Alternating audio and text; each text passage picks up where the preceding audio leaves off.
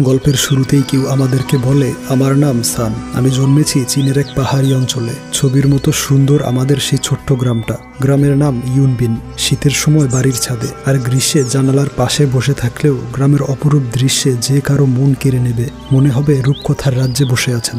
নানুর সাথে শৈশবের পুরো সময়টা কাটিয়েছি সেই গ্রামে। বাড়ির নিচতলায় নানুর একটা ছোট্ট দোকান ছিল। আমার মা বাবা কেউ নেই। ইউনবিন গ্রামে স্কুল জীবন শেষ করে শহরে চলে আসি। গ্রাজুয়েশন কমপ্লিট করে একটা ইন্স্যুরেন্স কোম্পানিতে চাকরি করছি। সকাল 6টায় ঘুম থেকে ওঠা, দৌড়ে দৌড়ে ব্রেকফাস্ট করা, এরপর দীর্ঘ সময় সাইকেলে করে অফিসে পৌঁছানো, এভাবেই দিন কাটছে। তবে সারাদিন হাড় ভাঙা পরিশ্রম করেও পলিসি টার্গেট পূরণ করতে না পারলে বসের কথা শুনতে হয়। সেই টার্গেট পূরণ করতে বেশিরভাগ সময় রাস্তাতেই কাটে। এরপর শেষ বাসে বাড়ি ফিরি। তবে কলেজ লাইফে এক মেয়ের প্রেমে পড়েছিলাম, কিন্তু একদিন কিছু না বলেই সে অন্য শহরে চলে যায়। টেক্সট করে জানায় যদি ভাগ্য সহায় থাকে তাহলে কোনো একদিন আমাদের আবারও দেখা হবে। স্মৃতি হিসেবে রেখে গিয়েছিল এই ছবিটা।